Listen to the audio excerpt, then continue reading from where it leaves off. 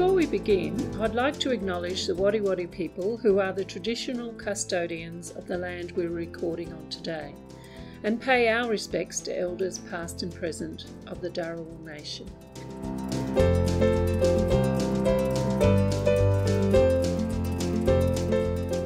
Joanne is 55 years old and has worked her whole life in the hospitality industry. Joanne has been diagnosed with fibromyalgia and osteoarthritis. Joanne experiences pain in her knees, hips and hands, and sometimes aches all over. Joanne has stopped work on the advice of her doctor and is struggling with paying rent and the costs of everyday living. She finds some days she cannot even leave her house and will spend whole days without speaking to anyone, and this has left her feeling isolated and depressed. Joanne's doctor has prescribed her antidepressants and she's been seeing a psychologist for counselling for 6 months now. Joanne applied for the disability support pension but was rejected.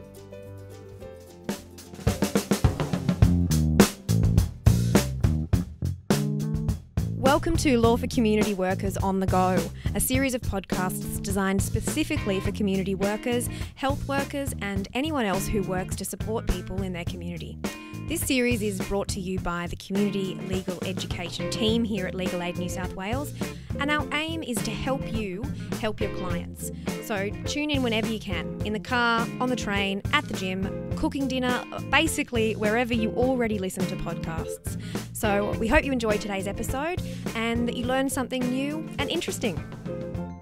My name is Kerry Wright. I'm here today with Liz Turnbull, who's a welfare rights lawyer with the Illawarra Legal Centre in Wollongong. Welcome, Liz. Thank you. Today we're going to be talking with Liz about the disability support pension and how community workers can assist your clients like Joanne to get help if they've had their disability support pension, or DSP as we'll call it, applications rejected, or have been told by Centrelink that they are no longer eligible. But first, Liz, it'd be great if you could tell us a bit about your role as a welfare rights lawyer. What does this actually mean? Oh, thanks, Kerry. That's a really great question because the term welfare rights can be a bit confusing. But really, my role is very simple. My role is to basically help people who are having problems with Centrelink. Okay. So a person may have a questions or difficulty with Centrelink, that is with the social security system, and I can provide legal advice and information, so free legal advice and information. Mm-hmm. And in some cases, I can advocate on behalf of the person or represent them at the tribunal. Okay, what tribunal is that? The Administrative Appeals Tribunal, so there's 2 levels of that. Okay. See, often we find that people don't necessarily think of Centrelink problems as a legal problem. Right. So it's really great to be here talking to community workers to get the word out there. Yeah, fantastic. And you were telling me earlier that there's also now this National Social Security Rights Network. What's that?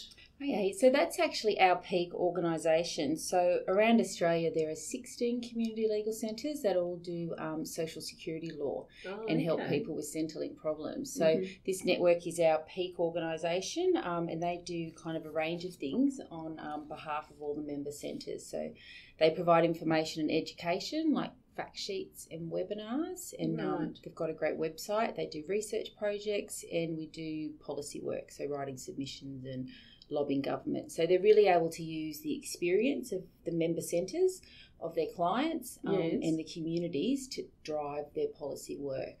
Okay, well that makes me think that community workers, if they're seeing any issues, it's good to get in touch with you because you can feed that up through the network for law reform kind of projects. Yeah, absolutely. That's okay. Right, yeah. And what we'll do is we'll put a link to that website you were talking about where they have perhaps webinars they've recorded or details of when they're coming up on our homepage for this podcast. Yeah. So how long have you been in this role, Liz?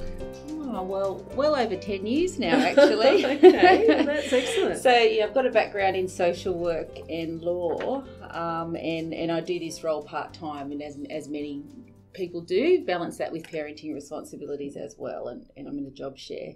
Okay. But it is an area that I really enjoy working in. There's always lots of changes to the law and policy to keep you on your toes, and I get to be involved in working with clients Yeah, as well as, doing things like community legal education, such as workshops, and also that policy work with the National Social Security Rights Network. Okay, so let's go back to Joanne, who we mentioned at the beginning of the podcast.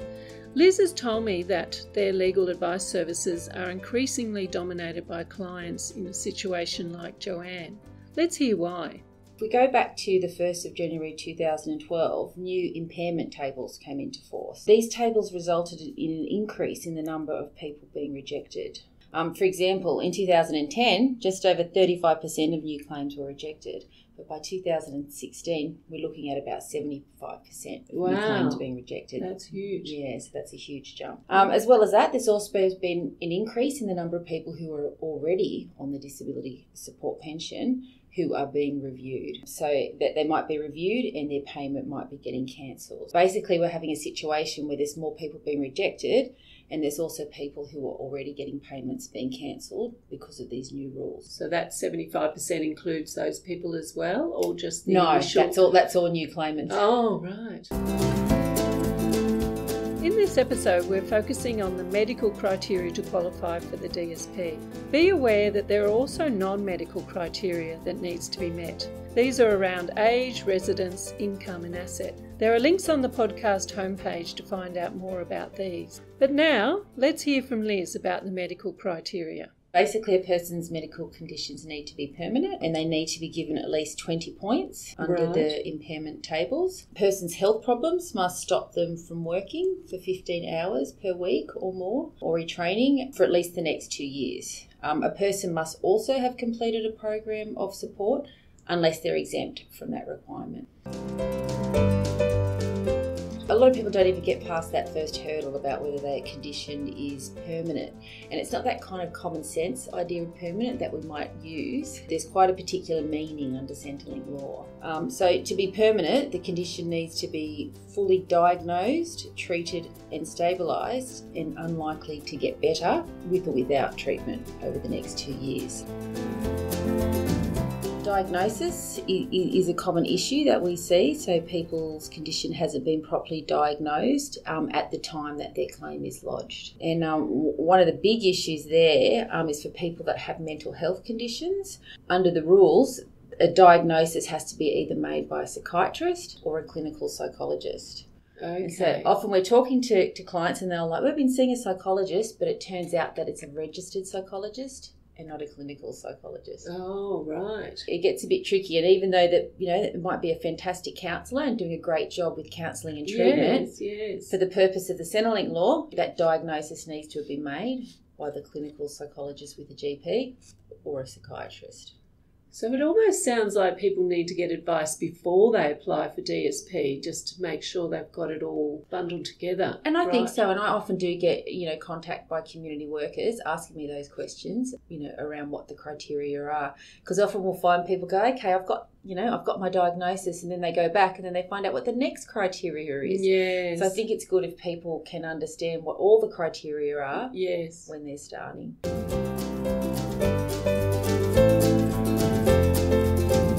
The next thing is about whether their condition is fully treated and stabilised. So if a person has just started medication that might improve their condition, or they're waiting for an operation, it's probably Centrelink going to consider that their condition is fully treated and stabilised and permanent. So they're unlikely to get past that. So if someone's got a bad knee, but they're going to be getting a knee operation in 6 months, that condition probably, wouldn't be considered permanent. So what are people doing in the meantime while they're applying for this DSP? Like, they're getting stabilised, they're getting... What are they living on? Basically, they're living on the New Start allowance. Oh, okay. Yeah, all right. which is a very low rate. It's a much lower rate of payment than the disability support pension. And then the next thing is the impairment tables. And this is really good for people to know about, is the impairment table. So if a person's condition is permanent, so we've gone, okay, like the condition's permanent, then Centrelink looks at whether they can get any points under the impairment tables. And a person needs to get 20 points. But they basically assess functional ability what a person can and cannot do because of their health condition. Yeah. So what we find is if we can get copies of those tables to our clients or to their community workers to take to the doctors then know what it is that Centrelink are looking at. Yeah. So people often, you might hear your clients talking about, I've got 10 points or 20 points. It's on these tables that they're referring to. As Liz mentions in the podcast, the DSP tables and points can be quite confusing for clients, doctors and support workers. So we've provided links to the fact sheets, which have been created by the National Social Security Rights Network. The tables address all different, so there's a table 5 is for mental health function, and there's table 2, I think that's upper limb. But if they get 20 points on one table, that means a person won't have to do what we call a program of support. If they have the 20 points on one table, it means they have a severe medical condition. And I know this, I always feel when I talk about the disability support pension criteria, it's so complicated, but there's some really good fact sheets available that set out this information. And our network even has one which actually at the end of it has a letter that someone could take in to their doctor with the right impairment table. Liz just mentioned that people need to have completed a program of support. Centrelink will make the referral to a job active provider that provides these programs of support close to where the person lives. People applying for DSP must complete a program of support unless they're exempt. Again, we'll have a link to a fact sheet on our homepage for more information about programs of support.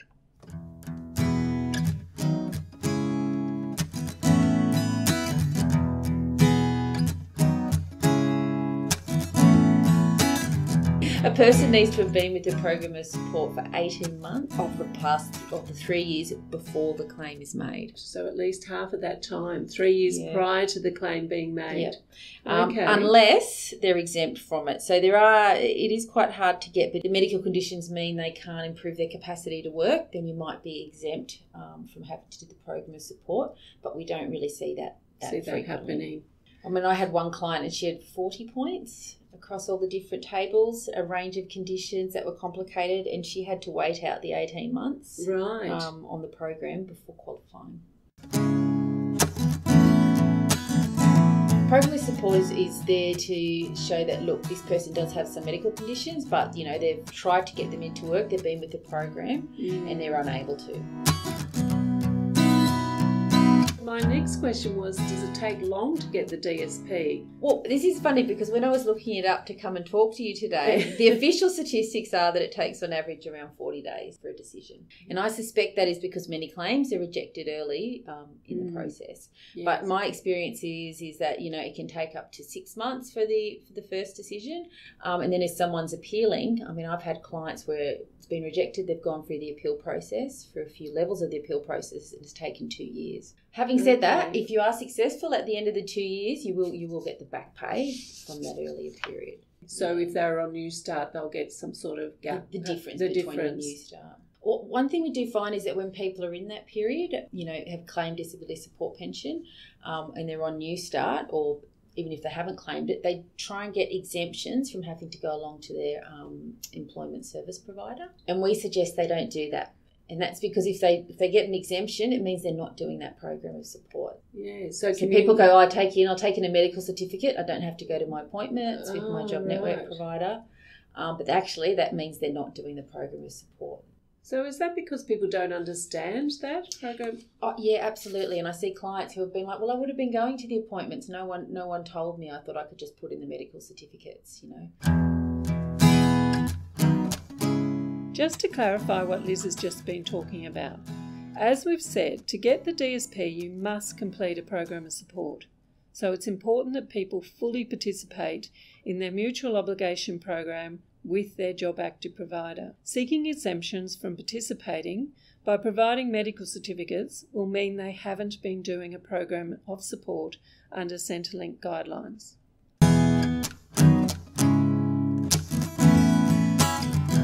So Liz, how can community or health workers help their clients if they're trying to make an application for DSP or if their DSP application is rejected? I mean, one of the things obviously that a community worker can do is to make sure that that person gets legal advice and understands what all the criteria are, yes, and as early in the process as possible. So could a worker ring you, for example, just to get their head around it first before they speak to their clients? Absolutely, and I often Right. provide community workers with the relevant fact sheets Okay. and the impairment tables. So you can talk to workers individually, and I guess if in their workplace they saw a lot of these people, you could come out and do a session for the whole staff. We often do that. We go out and speak to different groups Yes. about what this is. What do they do then if they're working alongside you? Well, one of the first things we really need to do is if someone's claim's been rejected, like has happened with Joanne in our case study, is work out, well, why has it been rejected? Is it because of all those criteria I was talking about? Is it because the condition wasn't permanent? Right. Has it to do with the points? Has it to do with the continuing inability to work? And the best way we can do that is by getting the job capacity assessment report that was done by Centrelink, and that's got all that information in there about why the decision was made. So that's often the first step. Oh, so you have to actually request that from Centrelink. They don't give this to the person when they reject their No, claim. they don't. And often the letters that people get have just your claim has been rejected with very little information. So usually when we see a person for the first time, there's very little information about why that claim has been rejected. And we can look at that and go, well, okay, is some more medical evidence going to make the difference? Or is really this person doesn't meet the qualification? And I think that's another key role that community work is really managing those expectations of our clients about how long the process will take and the fact that so many claims are rejected, because it's very disheartening. So that initial advice that you do give to the client, and I assume the worker could be present in that? Yeah, that happens very often, and we have the worker there, and the worker might even help the person go to the medical appointment, with the impairment tables. Well, it sounds like community health workers are crucial in this space. Absolutely. Well, another thing they can able to do is provide a statement in support of a claim or appeal, because often we find it, especially if a community worker who works quite frequently with a client, they actually might see what that person can and can't do and the things that they need to help that person with, and that can be really valuable information for the process. You were saying earlier that it really relies on professionals writing reports, so even their caseworker could add to the mix. Absolutely, and we certainly at the tribunal, we've done that, get evidence from support workers to show what a person can and can't do. So Liz, do you want to tell us a little bit more about that appeal process if someone gets a letter saying their application for DSP has been rejected? Getting advice as quickly as possible is a good idea. And that's because there is appeal time limitation period. Right. So an appeal needs to be lodged within 13 weeks.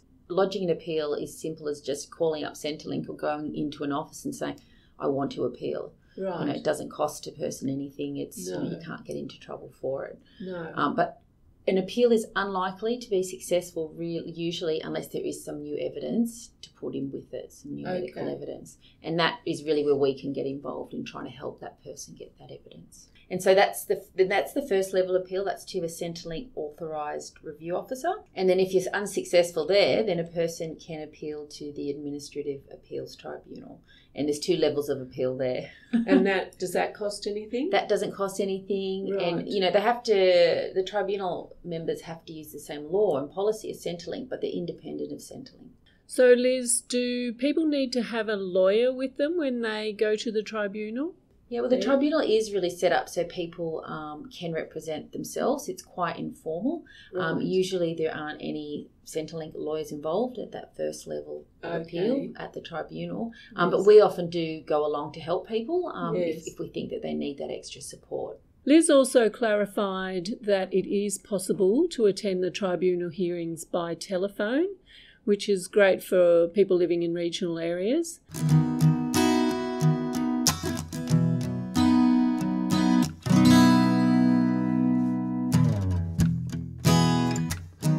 Something else that I've heard about is manifest grants from Centrelink. What are they and who are they for? Yes, there are limited circumstances in which a person will be granted the disability support pension without any need to go through all that assessment process. Oh, right. Yeah, so they're fast-track claims and they cover conditions like permanent blindness. If a person has an intellectual disability where their IQ is less than 70, Right. or, for example, they have a terminal illness and they have a life expectancy of less than 2 years. Right. So the department actually have a list of medical conditions to help decision makers decide Right. in that area. And that means a person doesn't have to go through the whole claim process. It does go to a disability support pension processing team, Right. but it doesn't have to go through these other levels of assessment. Just to recap, Liz is going to remind us about the process that people have to go through when they put in an application for DSP. I'll just mention briefly. So when Yes. a person does make a claim, if it's not rejected outright, then they have to go in and have what we call a job capacity assessment. So they sit with a Centrelink medical health specialist. Right. So usually like a psychologist or a rehab specialist who goes through their medical conditions and all those impairment tables. Now, if that assessor thinks the person might qualify, then the person has to go to another appointment with a Centrelink appointed doctor. Is that the same process for the manifest grants? No, so the manifest avoid all of those. Oh, yeah. right. So, And it's not like it's because they've got really serious and evident health conditions. do you have any tips on how community or health workers can help their clients negotiate their activity agreements while they're on New Start so they're not vulnerable to breaches? It's really important that people have job plans that they're able to comply with. And so I think that really is about, usually in that job capacity assessment that you do, it'll say how much a person can do under their job plan. So, whether they're able to work 21 hours a week or look for work for 21 hours a week. And it's really making sure that job plan fits what that person is able to do. Okay. And as I mentioned before, it's really, sometimes people go, well, I'll just put in the medical certificate and then I don't have to go. But as I said, you really do want to encourage your clients to keep engaging. And, I've had clients where maybe their job plan includes them going to keep seeing their counsellor and doing things like that. That can actually be part of the job plan. Yes, yeah. And I guess if you stay engaged with your job activity or the service, you get access to funding for other things as well. Yeah, that's courses right. And equipment that might help you in a workplace and incentives for employers to take you on. Because of the low rate of New Start allowance, obviously, we often see community workers helping clients with managing their money or being access to other community organisations for assistance with bills and food. And I know at Illawarra Legal Centre you have the financial counsellors there, so that's right. They'd see a lot of people helping them with their budgeting and living on a low income. Well, as I said just then, that you're based in Wollongong, the Illawarra Legal Centre. So do you only work with people in the Illawarra? No, we actually, we do, as I said, I job share. My colleague Ian goes down to Nowra every fortnight, and we also talk to people all the way down the south coast. Okay, so you sort of cover from Sutherland down to the border? Bega, Eden, We'll take, and that means that we do a lot of our advice by phone for those areas, but occasionally we do get down there as well. To see people. Yeah. So what if someone's not living in this area? Where would they go to speak to a welfare rights or social security lawyer? So that would be the Welfare Rights Centre in Sydney, and they basically cover all the state that we don't cover. Of course, Legal Aid also, provide... Legal Aid have a government law team and they assist people with social security law as well. They're based in Sydney as well. And really, I think both Legal Aid and community legal centres will talk to people initially about Centrelink issues, social security issues, and help them, and they can tap into you. Absolutely, yeah. That's right. So there's lots of referring going on between Legal Aid, community legal centres. Yeah, work very cooperatively. Mm-hmm. So I think if people want to just make contact with their local free legal service, whether it's Legal Aid or a community legal centre to talk about a social security issue, Centrelink issue, that's a good place to start. And I mean, for anyone outside New South Wales, on that National Social Security Rights Network website is a list of all the places around Australia that provide, social security advice. Yes. And of course, that's going to be consistent, because the thing we haven't said is Centrelink is that's Australia-wide law. That's right. It's not specific it's to federal, New South Commonwealth. Wales. It's Commonwealth law. So, it doesn't really matter where you go. It'll be the same advice.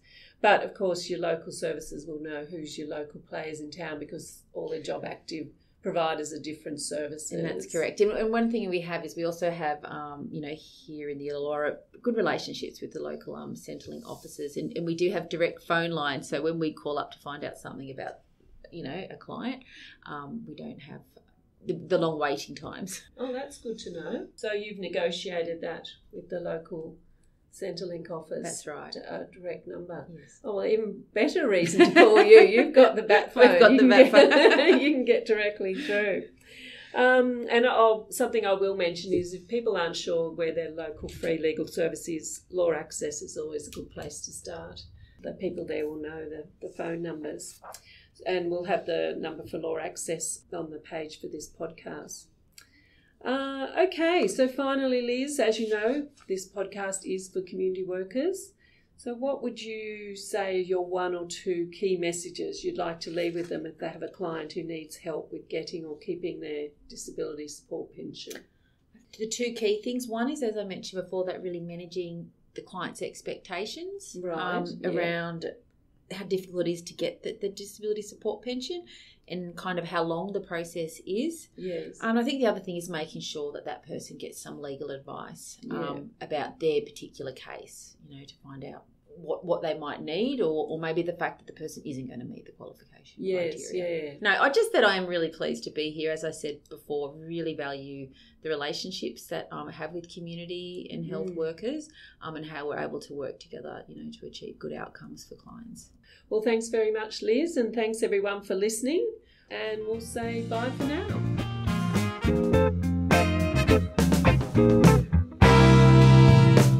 Law for Community Workers on the Go is brought to you by Legal Aid New South Wales. Our aim is to help community workers, health workers, and anyone else who works to support people in their community know about the laws that affect their clients and the services that are out there that can best help. Now, there's really only one way we can make sure that information is relevant and helpful to your work, and that's with your help. So if you have any feedback for us, or maybe your clients keep asking you the same thing and you just want to know more about that topic, then please get in touch with us. The email address is cle@legalaid.newsouthwales.gov.au. Make sure you follow our podcast channel on either iTunes or the Podbean app.